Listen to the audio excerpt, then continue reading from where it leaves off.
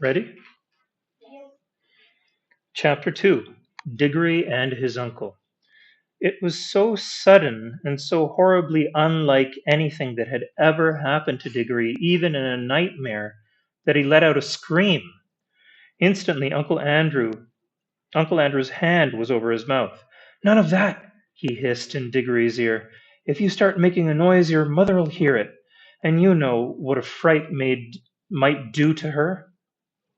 As Diggory said afterwards, the horrible meanness of getting at a chap in that way almost made him sick. But of course he didn't scream again. "That's better," said Uncle Andrew. "Perhaps you couldn't help it. It is a shock when you first see someone vanish.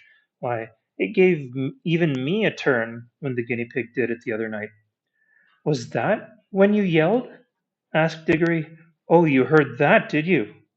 I hope you haven't been spying on me." "No, I haven't," said Diggory indignantly. "But what's happened to Polly?" "Congratulate me, my dear boy," said Uncle Andrew, rubbing his hands. "My experiment has succeeded. The little girl's gone, vanished, right out of the world." "What have you done to her?" "Sent her to another place." "What do you mean?" asked Diggory. Uncle Andrew sat down and said, "Well, I'll tell you all about it. Have you ever heard of old Mrs. LeFay?" "Wasn't she a great aunt or something?" said Diggory.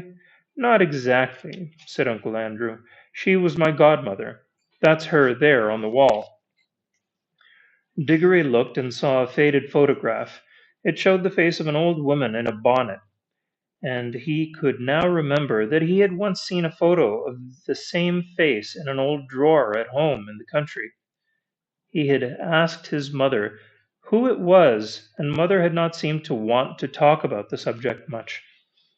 It was not at all a nice face, Diggory thought, though of course with those early photographs one could never really tell. Wasn't there something wrong about her, Uncle Andrew?" he asked. "Well," said Uncle Andrew with a chuckle, "it depends what you call wrong. People are so narrow minded. She certainly got very queer in later life, did very unwise things. That was why they shut her up." "In an asylum, you mean?" "Oh, no, no, no," said Uncle Andrew in a shocked voice. "Nothing of that sort. Only in prison." "I say," said Diggory, "what had she done?" "Ah, poor woman," said Uncle Andrew. "She had been very unwise. There were a good many different things. We needn't go into all that. She was always very kind to me." "But look here, what has all this got to do with Polly? I do wish you'd—" "All in good time, my boy," said Uncle Andrew. "They let old Mrs. LeFay out before she died, and I was one of the very few people whom she would allow to see her in her last illness. She had got to dislike ordinary, ignorant people, you understand. I do, myself. But she and I were interested in the same sort of things. It was only a few days before her death that she told me to go to an old bureau in her house and open a secret drawer and bring her a little box that I would find there. The moment I picked up that box, I could tell by the pricking in my fingers that I held some great secret in my hands. She gave it me, and made me promise that as soon as she was dead I would burn it, unopened, with certain ceremonies. That promise I did not keep." "Well, then, it was jolly rotten of you," said Diggory.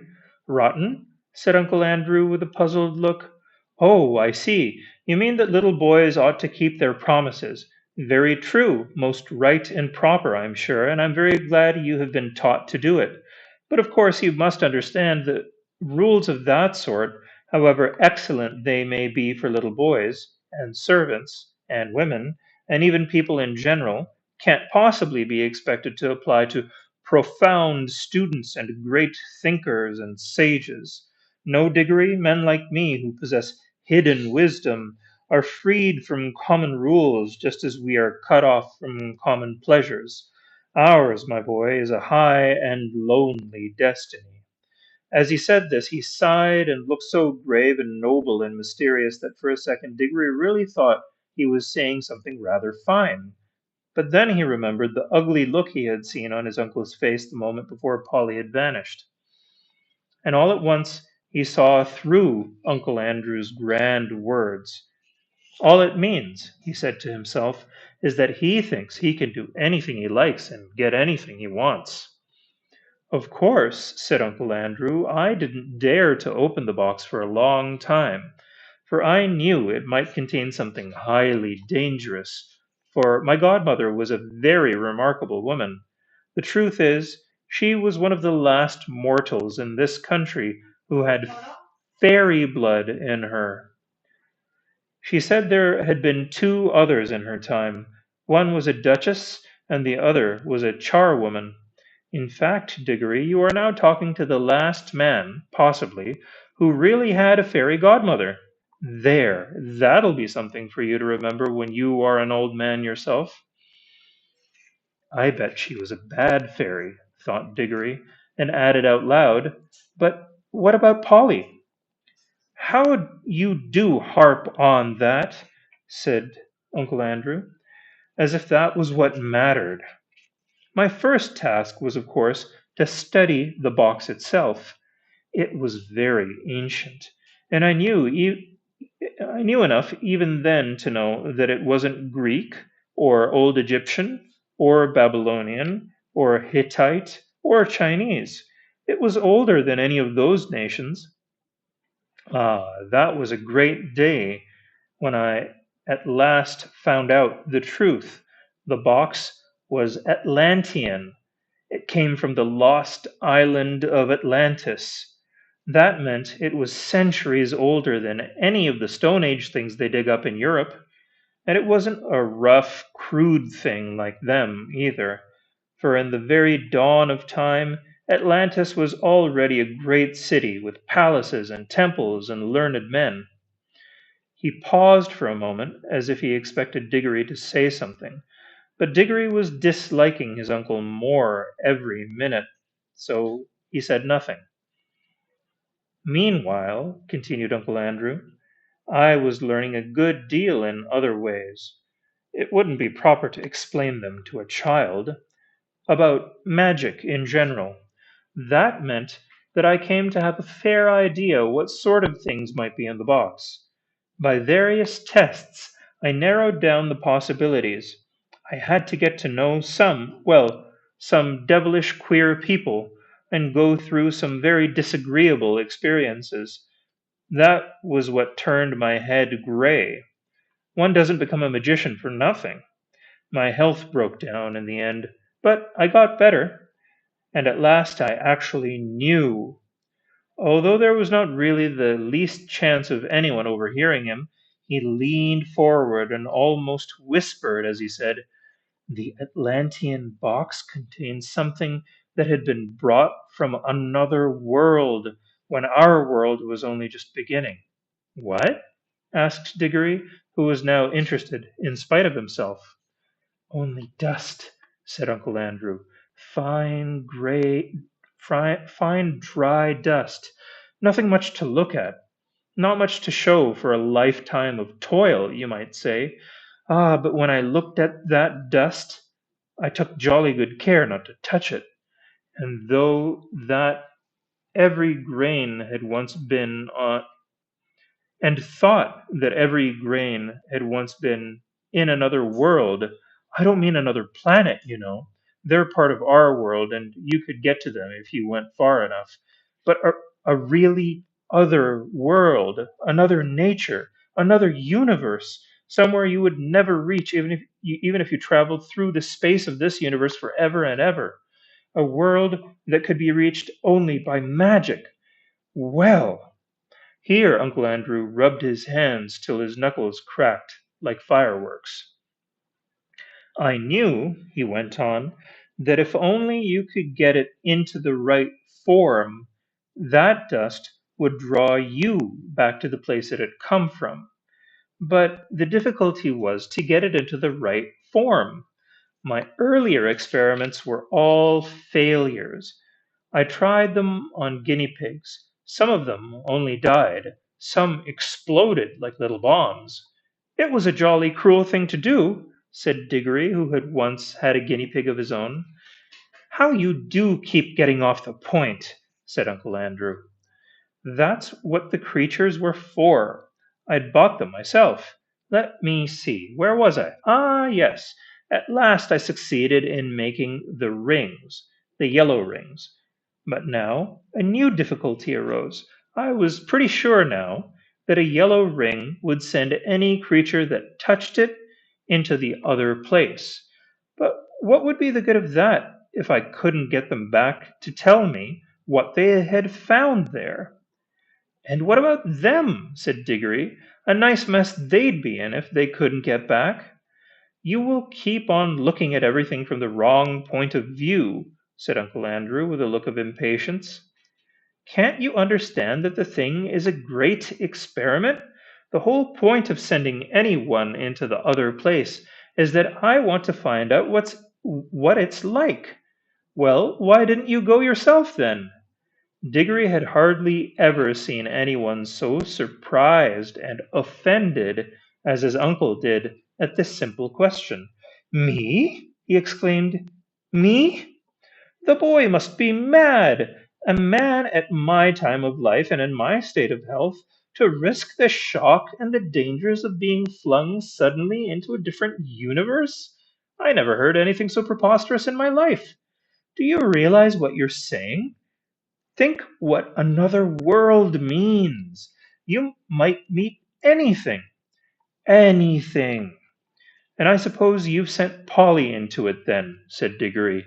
His cheeks were flaming with anger now. And all I can say, he said, even if you are my uncle, is that you've behaved like a coward, sending a girl to a place you're afraid to go to yourself. Silence, sir, said Uncle Andrew, bringing his hand down on the table. I will not be talked to like that by a little dirty schoolboy. You don't understand.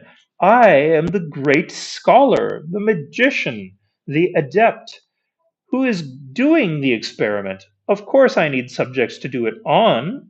Bless my soul, you'll be telling me next that I ought to have asked the guinea pigs' permission before I used them. No great wisdom can be reached without sacrifice. But the idea of my going myself is ridiculous. It's like asking a general to fight as a common soldier. Supposing I got killed, what would become of my life's work? Oh, do stop jawing, said Diggory. All you Are you going to bring Polly back? I was going to tell you when you so rudely interrupted me, said Uncle Andrew, that I did at last find out a way of doing the return journey. The green rings draw you back. But Polly hasn't got a green ring. No, said Uncle Andrew with a cruel smile. Then she can't get back, shouted Diggory, and it's exactly the same as if you'd murdered her. She can get back, said Uncle Andrew, if someone else will go after her, wearing a yellow ring himself and taking two green rings, one to bring himself back and one to bring her back. And now, of course, Diggory saw the trap in which he was caught, and he stared at Uncle Andrew, saying nothing, with his mouth wide open. His cheeks had gone very pale. I hope, said Uncle Andrew presently, in a very high and mighty voice, just as if he were a perfect uncle who had given one a handsome tip and some good advice. I hope, Diggory, you are not given to showing the white feather. I should be very sorry to think that any one of our family had not enough honor and chivalry to go to the aid of a lady in distress. Oh, shut up, said Diggory. If you had any honor and all that, you'd be going yourself. But I know you won't. All right, I see I've got to go. But you are a beast. I suppose you planned the whole thing so that she'd go without knowing it, and then I'd have to go after her. Of course, said Uncle Andrew with his hateful smile. Very well, I'll go. But there's one thing I jolly well mean to say first. I didn't believe in magic till today. I see now it's real. Well, if it is, I suppose all the old fairy tales are more or less true, and you're simply a wicked, cruel magician like the ones in the stories. Well, I've never read a story in which people of that sort weren't paid out at the end, and I bet you will be, and serve you right. Of all the things Diggory had said, this was the first that really went home. Uncle Andrew started, and there came over his face a look of such horror that, beast though he was, you could almost feel sorry for him. But a second later he smoothed it all away and said, with a rather forced laugh, "Well, I suppose that is a natural thing for a child to think, brought up among women as you have been. Old wives' tales, eh? I don't think you need worry about my danger, Diggory. Wouldn't it be better to worry about the danger of your little friend? She's been gone some time. If there are any dangers over there, well, it would be a pity to arrive a moment too late." "A lot you care," said Diggory fiercely, "but I'm sick of this jaw. What have I got to do?" "You really must learn to control that temper of yours, my boy," said Uncle Andrew coolly. "Otherwise you'll grow up like your Aunt Letty. Now, attend to me." He got up, put on a pair of gloves, and walked over to the tray that contained the rings. "They only work," he said, "if they're actually touching your skin. Wearing gloves, I can pick them up, like this, and nothing happens. If you carried one in your pocket, nothing would happen. But of course, you'd have to be careful not to put your hand in your pocket and touch it by accident. The moment you touch a yellow ring, you vanish out of this world. When you are in the other place, I expect, of course, this hasn't been tested yet, but I expect that the moment you touch a green ring, you vanish out of that world and, I expect, reappear in this. Now, I take these two greens and drop them into your right hand pocket. Remember very carefully which pocket the greens are in. G for green and R for right. GR, you see, which are the first two letters of green. One for you and one for the little girl. And now you pick up a yellow one for yourself. I should put it on your finger, if I were you. There'll be less chance of dropping it." Diggory had almost picked up the yellow ring when he suddenly checked himself. "Look here," he said. "What about mother? Supposing she asks where I am?" "The sooner you go, the sooner you'll be back," said Uncle Andrew cheerfully. "But you don't really know whether I can get back." Uncle Andrew shrugged his shoulders, walked across to the door, unlocked it, threw it open, and said, "Oh, very well, then, just as you please. Go down and have your dinner. Leave the little girl to be eaten by wild animals, or drowned, or starved in other world, or lost there for good, if that's what you prefer. It's all one to me. Perhaps before tea time you'd better drop in on Mrs. Plummer and explain that she'll never see her daughter again because you were afraid to put on a ring." "By gum," said Diggory, "don't I just wish I was big enough to punch your head." Then he buttoned up his coat, took a deep breath, and picked up the ring. And he thought then, as he always thought afterwards, too, that he could not decently have done anything else. That's the end of the chapter. What's the next chapter called? The next chapter is called Chapter 3, The Wood Between the Worlds.